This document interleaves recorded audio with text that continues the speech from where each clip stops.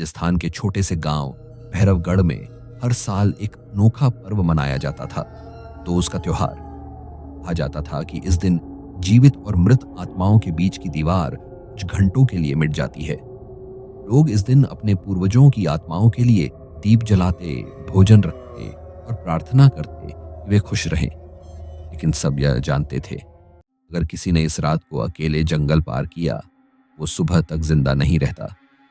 इस बार त्योहार से 2 दिन पहले रवि, जो शहर से वापस अपने गांव आया था, वो एक पुराना पत्र मिला। पत्र पर कोई नाम नहीं था, सिर्फ लिखा था, रात दोस्त की है, मंदिर में दीप मत जलाना, जो जलेगा वही मरेगा। रवि ने इसे किसी मजाक की तरह लिया। गांव में लोग पुराने रीति रिवाजों पर यकीन करते थे। रवि अब शहर का पढ़ा लिखा लड़का था, उसे ये सब अंधविश्वास लगता था। दोस्त की रात गांव का हर घर दीपों से चमक उठा। हर आंगन में धूप, जलते दिए और पके हुए भोजन की सुगंध फैली थी। लेकिन रवि जिद्दी था। मंदिर गया, वहां अकेले दीप जलाने लगा। मंदिर के पुजारी बाबा हरिनाथ ने उसे रोकते हुए कहा, बेटा, ये रात आत्माओं की है, आज दीप मत जलाना।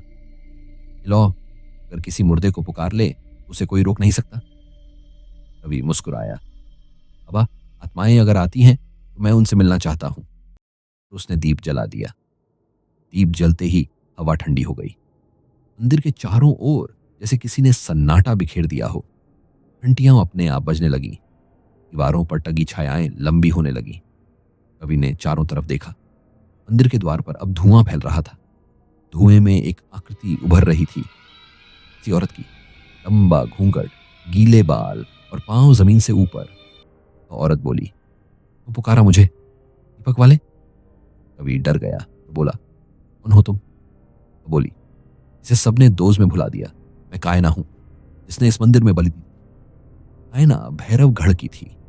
सालों पहले जब अकाल पड़ा, गांव वालों ने देवी को खुश करने के लिए एक मानव बलि दी थी। कायना को बलि चढ़ाया गया। जिंदा उसकी आत्मा से हर दोस्त की रात लौटती थी, उस दीपक की लौ की तलाश में जो उसकी याद में जलाया जाए। लेकिन इस बार दीप रवि ने जलाया था, लौ ने उसे बुला लिया था। कायना ने कहा, जो दीप जलाता है उसकी आत्मा दोज की रात मेरी होती है। रवि ने भागने की कोशिश की, मंदिर का दरवाजा अपने आप बंद हो गया। दीप की लौ अब नीली हो गई थी। उस नीली रोशनी में कायना का चेहरा आधा जला हुआ, आंखें लाल और होठों पर मुस्कान। तेरा दीप बुझाऊंगी तेरी सांसों से। रवि ने माला उठाई, मंत्र पढ़ने लगा, लेकिन आवाज जैसे दीवारों में गुम हो रही थी। मंदिर की मूर्तियां खून रोने लगी। दीवारों पर छायाएं नाचने लगी, जैसे 100 भूत उस पर झपट रहे हों। अगली सुबह गांव के लोग मंदिर पहुंचे। दीप बुझा हुआ था और उसके पास राख में एक इंसानी चेहरा बना था, राख जैसे खुद बोल रही हो। पुजारी बाबा हरिनाथ ने कहा, इसने आत्माओं के नियम तोड़े, दोष का हिस्सा बन गया। उस दिन से गांव में एक नया नियम बना, मंदिर में कोई दीप नहीं जलाएगा। जो भी जलाने की कोशिश करता, रात में उसकी खिड़की के बाहर एक औरत की आवाज सुनाई देती, दीपक वाले। फिर लौ लाई क्या? सालों बाद रवि का छोटा भाई अर्जुन शहर से लौटा तो उसकी रात आई। उसे रवि की पुरानी डायरी मिली। आखिरी पन्ने पर लिखा था, अगर कभी मेरी याद में दीप जलाना, याद रखना, लौ नीली हो जाएगी। अर्जुन ने हंसकर दीप जलाया और हवा में वही आवाज गूंज उठी, दीपक वाले। उसने पीछे मुड़कर देखा। खिड़की में एक चेहरा था, राख से बना हुआ, मुस्कुराता हुआ। रवि का दोस्त की रात भी बाकी है।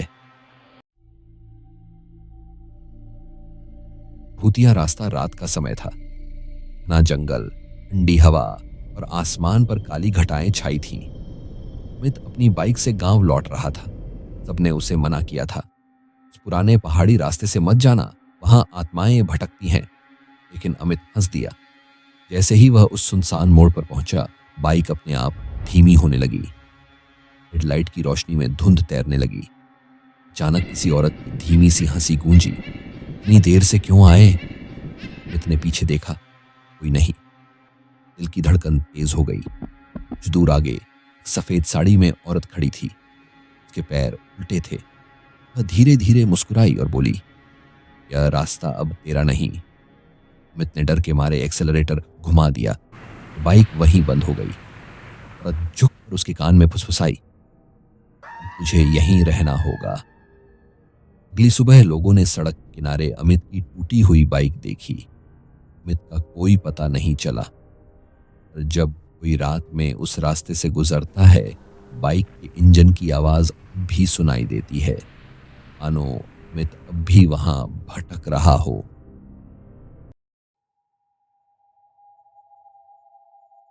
रात के 12 बज रहे थे। गांव भैरवपुर से शहर जाने वाला कच्चा रास्ता बिल्कुल सुनसान था। ठंडी हवा में पेड़ों की टहनियां ऐसे हिल रही थीं जैसे कोई फुसफुसा रहा हो।